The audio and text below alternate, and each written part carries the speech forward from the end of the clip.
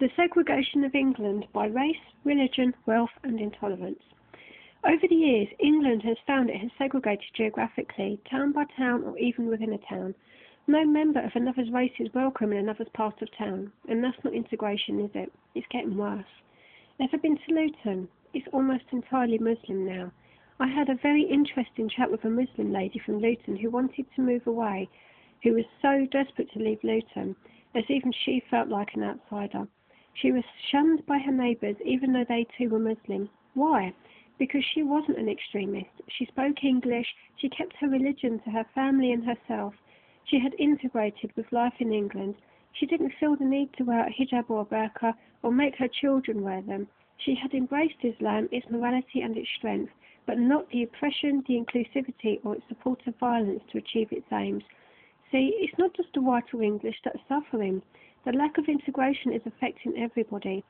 Each new generation is becoming more inclusive and are thinking that because you are not like them, you are somehow wrong. If that was true, then everyone, including them, would be in the wrong, wouldn't they? Within London, there has always been segregation, but it's gotten worse. You always had your Chinatown, your Libyan Edgware Road, your Jewish Golders Green. They weren't bad things. You also had your exclusively rich areas, and then, in contrast, your poor sink estates. But now, London has segregated to a point where no member of another's race or religion is welcome in certain areas, and those wealthy enough have moved to their own enclaves, sending their children to exclusive schools, leaving us that are too poor to move, including the elderly, behind as a minority. Willesden and Harlesden has always been predominantly black areas. They also had a flourishing drug and violent culture, but the violence has now spread out to Wembley, Harrow, Kingsbury, Colindale. Black on black, black on white, black on Asian, Asian on white, Muslim on non-Muslim. It doesn't matter. The violence is happening because of one race and religion's intolerance to another. There are certain groups who do not cause this level of trouble. You will never see a Sikh acting like this, and the Jews, although often inclusive, are pleasant, welcoming to work for and contribute to the community. You will never see a rundown Jewish area.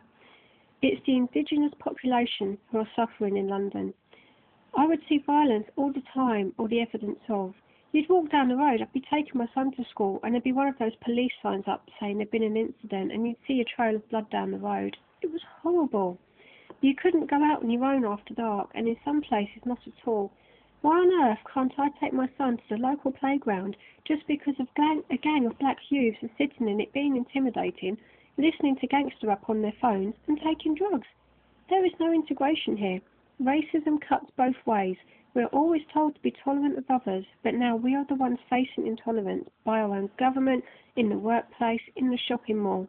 Why is it? If we visit another country, we have to be respectful of their culture and their religious beliefs, like covering up in Saudi Arabia, for instance. But just look at the intolerance culture shown to people, such as the teacher in Sudan, whose only crime was being a white person caught up in Sharia law and a disagreement between that school and the government regarding taxes. She was an innocent victim and she meant no harm. That's not tolerance, is it? But here in England, we can't have people living like us. Oh no, that's a crime. Hell, let's just stop all English people living an English life. That will be easier, won't it? That's what the government is thinking. My brother was beaten up by a gang of Somali youths.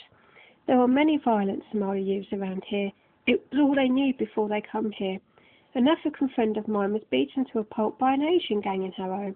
Also, he was beaten up by his own people because he didn't conform to their gang stereotypes. My cousin was mugged and beaten by a Romanian gang. Can you see a pattern here? Every race is keeping to their own. If you don't fit in, you're targeted. It's becoming everyone is out for themselves.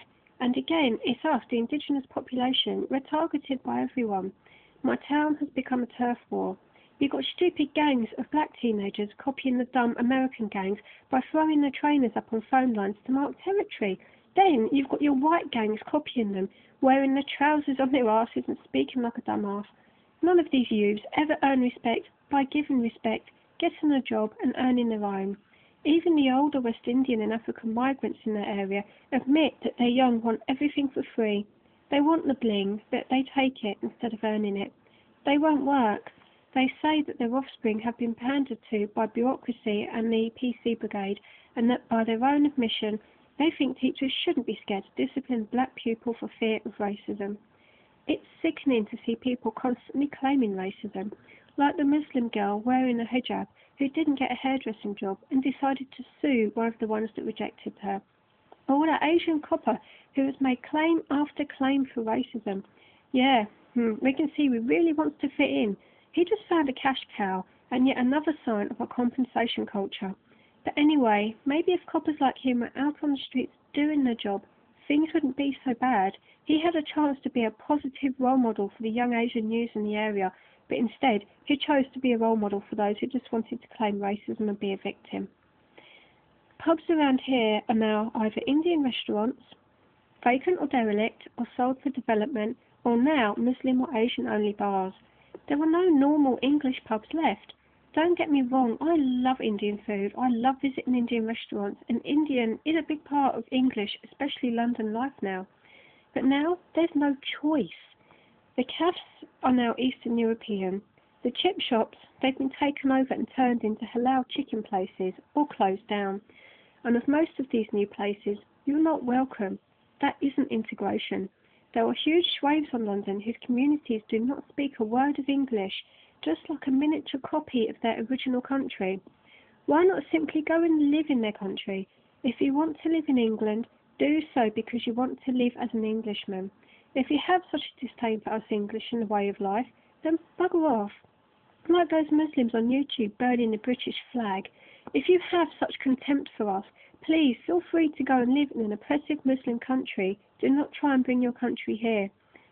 Take those who came here to escape the oppressive followers of Islam in Iran to give their daughters a decent life.